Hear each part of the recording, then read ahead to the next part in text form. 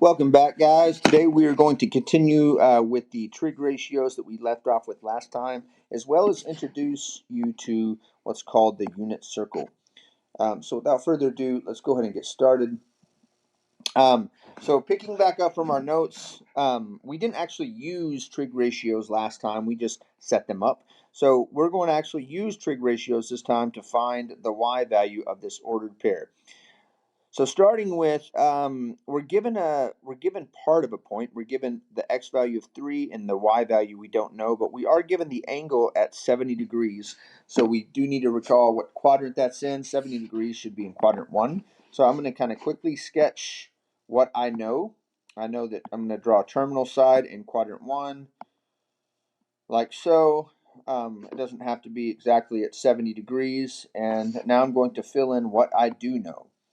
So fill in the information. I do know that this side is 3, that is my x, and I do know that this y is what I'm looking for, and I do know that that's 70. Now I don't need to use Pythagorean theorem here because I'm not asked to find, first of all, I don't have two sides that I know.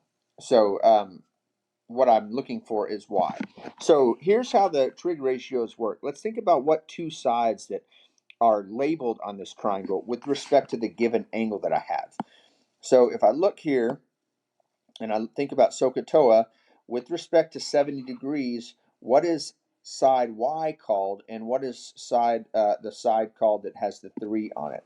Well, side Y is the side opposite of 70 degrees, and the 3 would be considered adjacent. So I'm going to look at my trig ratios and see which one of those uses opposite and adjacent, and I should have two things that I know be plugged into my trig ratio and one thing that I don't. The thing that I don't would be y. So I'm going to set this up using tangent because those are my two sides that I have. So my opposite side is y, my unknown, and my adjacent side is 3. And now I'm just going to solve this like I would in a normal algebra problem. I'm trying to get y by itself here. So I have a 3 dividing by it. So to undo division, I multiply both sides by 3. And I just put that in front of the tangent, and then those are going to cancel those 3's. And now I can plug this into my calculator. But before I do, I need to make sure that my calculator is in degree mode. So you can hit mode on your calculator, go down where it's automatically, I think, in radians. You're going to have to scroll over and hit enter on degree mode, and then second quit. Once I do that, I get approximately 8.24 for my y value. All right, I want to have you guys try this for a minute. If you're watching this for the first time, see if you can figure it out. Start by figuring out what quadrant your reference triangle should be. If our angle is 38 degrees, we are in quadrant 1. I'm also given the hypotenuse here, OP. So I'm in quadrant 1. Here comes my reference triangle in quadrant 1. That obviously looks bigger than 38 degrees, but I'm just doing it real quick. Just need to pay attention to what quadrant it's in. And then label what we can. We're not given any points here. We're just given the hypotenuse of 20.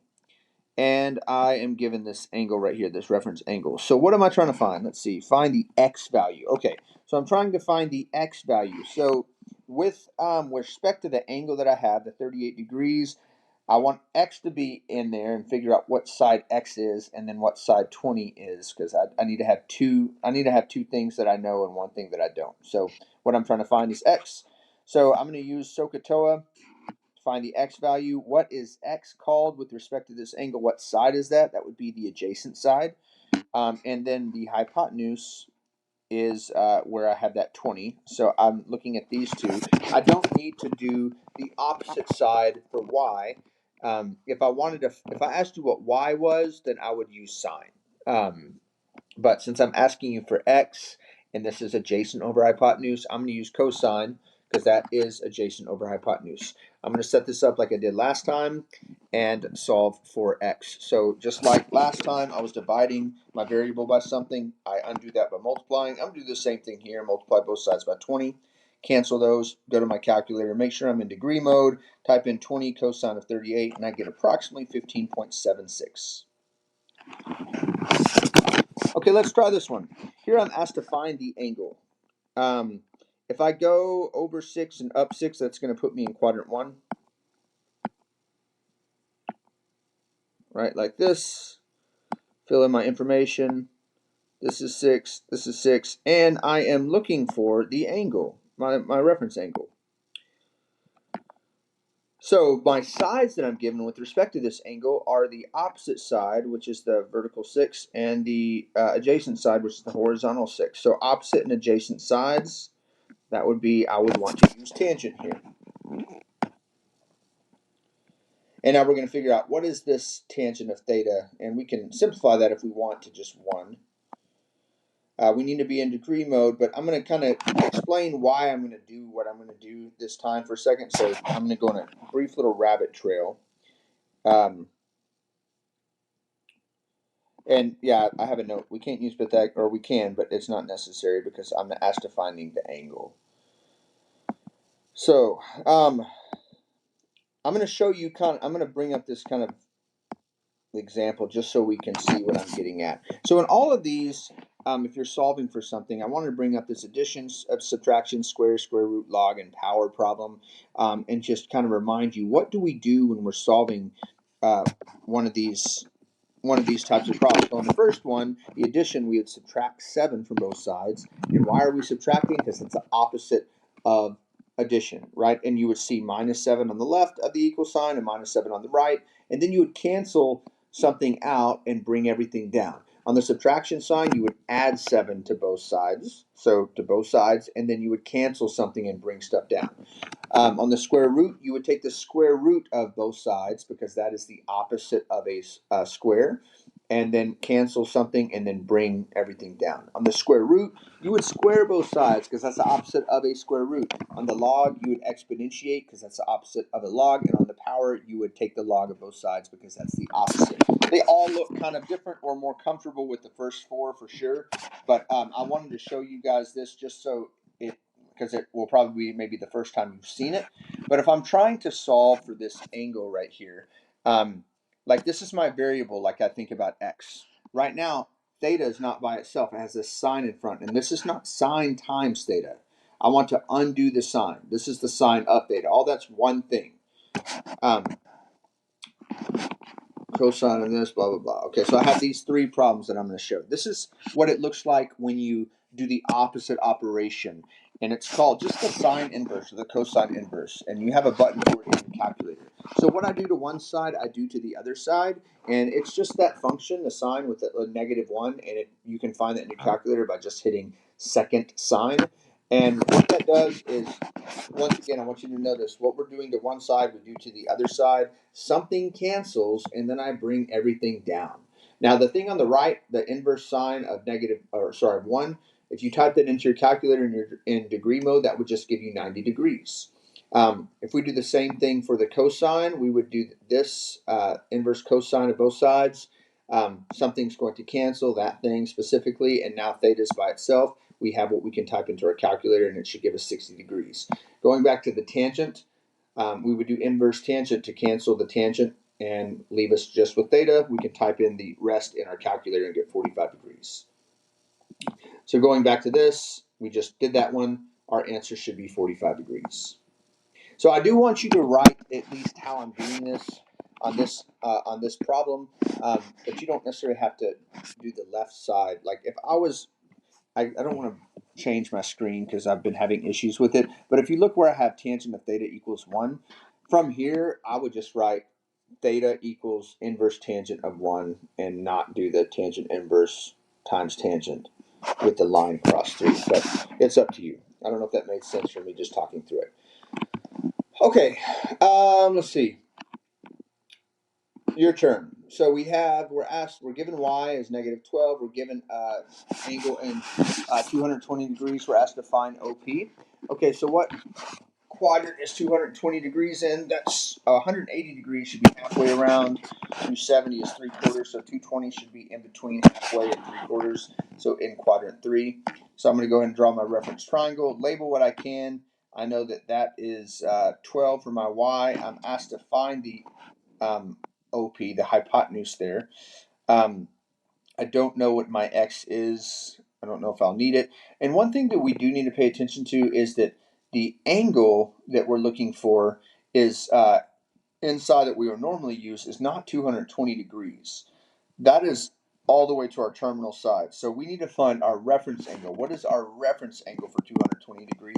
And remember before the break, this is how far away from the x-axis are we. So the closest, we either can be at 180 or 360. We're in quadrant 3, so we're closer to 180. So we just need to look at how far away are we from 180 degrees, and that will give us 40 degrees.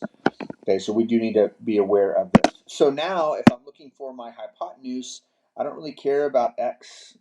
I'm given the y value, and I can find the hypotenuse. So if I look at, with respect to 40 degrees, the side 12 is opposite of that, and the hypotenuse is OP. So if I have opposite and hypotenuse, I'm going to use sine. And this one's going to be slightly different only because what I'm trying, not different, but we have an extra step, and that's because what I'm trying to find is in my denominator. So the first thing I want to do is get that out of the denominator by multiplying both sides of our equation by it, because that will cancel the OP on the right and then bring it up where I don't have a fraction anymore.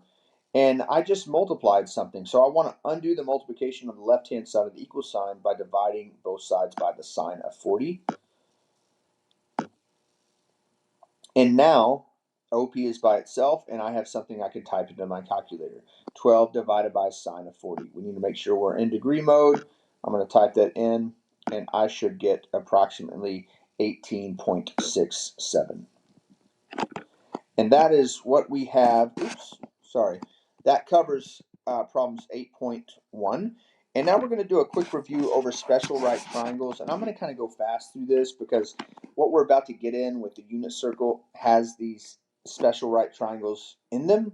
So they have a special right triangle ratio, which refers to the relationship between the sides, where the sides have a predictable ratio to each other, allowing you to calculate missing side lengths easily without needing to use Pythagorean theorem. So I don't really care. You're not going to have any problems on your test like what we're about to do, but I'm showing you where these numbers from the unit circle are kind of coming from. So in this 45, 45, 90, the ratio is 1 to 1 to square root of 2, where both legs are equal and the hypotenuse is square roots of 2 times the length of each leg. That's a special right triangle when you have a 45, 45, 90. So if I gave you just one side and it was a 45, 45, 90, you should be able to find the other two sides just using these ratios. With a 30, 60, 90, you have a 1 square roots of 3, 2 ratio, meaning the smallest side, the 30 degrees angle opens up to the shortest side. So the side opposite the 60 degrees is square roots of 3 times that shortest side, and the hypotenuse is twice the shortest side. So I'm going to label these triangles using kind of what we just talked about. A, and A square roots of 2, and then on the other one, let's go ahead and fill these out. So that's what that would look like.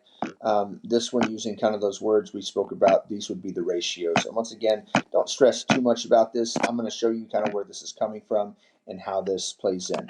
So for the next 6 problems, I'm going to use these ratios to determine the sides. I do want you to write them down. We are going to talk about approximate versus exact values. Leaving something in a square root would be exact. Typing it into your calculator, writing a decimal would be approximating. So here I'm giving you special right triangle ratios. I'm giving you just one side, that side 8. And since that's 60, and I know that it's 90 degrees, this is a 30, 60, 90 triangle. So I'm going to go ahead and fill in what I know. I know that the A value for this, the shortest side is 8. So I can go ahead and fill that in. And this ratio says that I am that the 60 degree side is square roots of 3 times larger than that. So I just type in 8 times square roots of 3. And then the 90 is twice that size, twice of the shortest side. So I have 8 square roots of 3, and 16. Filling those in, I get this. For my approximate value for the side DF, I'm going to type in 8 square roots of 3 in my calculator, and I get approximately this. And then the other ones, I'm just going to leave that as 8 square roots of 3. Here we have another one. I am given, what am I given? I'm given the side opposite of the 60 degrees. So that's the 9 square roots of 3. Well, if the shortest side is just square roots of 3 times the larger side, then I can essentially just ignore that square roots of 3, right, and say that that's 9. And then, so I want to try to find out what my 30-degree side is on these, and then I can just double it to get my 90. Now that I have these, I'm going to go ahead and plug these in. We have side BC would be 18, AB would be 9. Here I'm given the hypotenuse. So if the hypotenuse is double the shortest side, then that should be, the shortest side should just be half of that, right? So half of that, we're going to keep the square roots of 3, and then the 60 side is going to be square roots of 3 times larger than the smallest side. So if I multiply 2 square roots of 3 by square roots of 3, that undoes the square root, and it just gives me 2 times 3, which is 6. Here we have our 45, 45, 90. If xy is 5, then xz is also 5. And then what do we say 90 was? 90 was square roots of 2 times larger than those. So if I were to approximate that, type in 5 square roots of 2 on my calculator, I get about 7.07. These would be my exact responses for that. Here I have animations showing up. I don't know why those square roots of 2 are in the middle of my screen, but I'm given the hypotenuse. So I'm going to go ahead and fill in that for the 90 degrees, 15 square roots of 2. And I know that 90 degrees is square roots of 2 larger than my other sides. So if I just ignore the square roots of 2, I'm left with 15 and 15. Oh, that's why they were there. So here's a way you can kind of do that, like setting up what you know and say, I want to find A because A is my other two sides. So if A square roots of 2, that ratio is equal to 15 equals square roots of 2. You can solve for A here and figure out what A is. So you can go ahead and say, oh, well, that's just 15. All right, let's try another one. This is square roots of 2, square roots of 2. If I know that AB is square roots of 2, BC is also square roots of 2 because they're the same. And then we said that the hypotenuse on a 45, 45, 90 is double, square roots of 2 times larger than our 45 opposites of the 45 degrees. So if I take my square roots of 2 and I multiply that by square roots of 2, I just get 2. These are my approximate answers. 1.41, that's approximately square roots of 2. The exact answer would just be square roots of 2. Okay, so the unit circle, what is the unit circle? Let's talk about that real quick. The unit circle is a circle with a radius of 1 centered at the origin, and it summarizes all the relationships between these special triangles. I'm going to ask you things like, what is the sine of 5 pi over 3? And you're going to have to tell me what that is without a calculator. That's what is 1, 2, 3, 1. That would be actually... that'd be negative 1. So the unit circle looks like this when it's completely filled out. Don't stress out about it. This is day one. We're going to kind of talk about some strategies and techniques and stuff, and I'll tell you what is important, what you need to know. And this is something that we're going to continue to roll in because it's heavy with the third quarter. So far this unit, we have determined the lengths of a triangle as well as ordered pairs for a point on the terminal side. And notice that the ordered pairs around the circle, notice the ordered pairs around the circle at specific angles. And what we should notice is that the relationships with these triangles are going to help us construct the unit circle. That's not what we should notice. I don't know why I said that. But if we notice the ordered pairs, they're really almost all the same values, just with different positive and negative signs around them. So we're going to discuss some tricks that can help us remember everything that we can, the unit circle for this test and for the third quarter, blah, blah, blah. Okay. So the unit circle has a radius of 1, and what that means is that all the following have a length of 1. So these would all be considered a length of 1. So where we're going with this is we just got practice sketching reference triangles to make 90-degree triangles. If I draw reference triangles, that is all our hypotenuses for everything that we're going to be doing. So since we've established a radius of 1, now let's consider how to determine the ordered pairs. Okay, since we have it a little, I already just said that. Okay, so let's look at this triangle right here. This 45, 45, 90. So if this is 45 degrees, and that's 90 degrees, then that's a 45, 45, 90. And what we do know about this is, since this is on unit circle, we know that the radius is 1. And given the hypotenuse of 1, each special blah, blah, blah, blah, blah, determine the exact value of the other two sides. Okay, so we're going to do this kind of like what we just got done doing a second ago using this ratio. If I know that that's 1, and that is the square root of 2 times larger than the other two sides, then I'm going to set this up like this. I'm going to say, well, that ratio, a squared root of 2 is equal to 1, and I want to solve for a, because that will give me the other two sides. So if I solve for a, I'm going to divide both sides by the square roots of 2 to cancel the square root of 2 on the other side. And then we talked about rationalizing a denominator before. Here are denominators square roots of 2, so I'm going to multiply both sides by square roots of 2 over square roots of 2, or multiply this by square roots of 2 over square roots of 2. Doesn't change anything. I don't have to do that to the left side because I'm just multiplying this really by 1 in disguise. And that will get rid of my square roots of 2 in the denominator and leave it in the numerator. So now I know that a is square roots of 2 over square roots of 2. So both of those should be the same exact thing. And that point is square roots of 2 over square roots of 2. If O is the origin and OP is the hypotenuse, then that is our point. And if we look at our actual graph, my animations are all jacked up. We can see that point there, square roots of 2 over square roots of 2 for the x and the y value. Let's look at the 30, 60, 90 one real quick and do kind of the same thing. That radius is 1. So using that ratio that we talked about a second ago, those ratios for the 30, 60, 90 with respect to the 90 degrees, if the opposite 90 degree is 1, well, 2a, that ratio is equal to 1. And if I solve for a, that will give me my opposite of my 30 degree side. So if I divide both sides by 2, I get a equals 1/2. And I know that 60 degrees with the ratio is just square roots of 3 times that. So if I do 1/2 times the square roots of 3, I just get square roots of 3 over 2. And that gives me this. So with the 30, 60, 90, look at our ordered pairs here. My x value was square roots of 3 over 2, and my y value was 1/2. Like that. And now that we have determined the sides of this on the unit circle, we can also be able to do this with this triangle as well, because that is also a 30, 60, 90 triangle. That is just it's a 60 degree rectangle instead of a 30. And that should say now, not no. So look, those two, the 30, 60, 90, both of those have the same ordered pairs, just flipped because the reference angle is different there.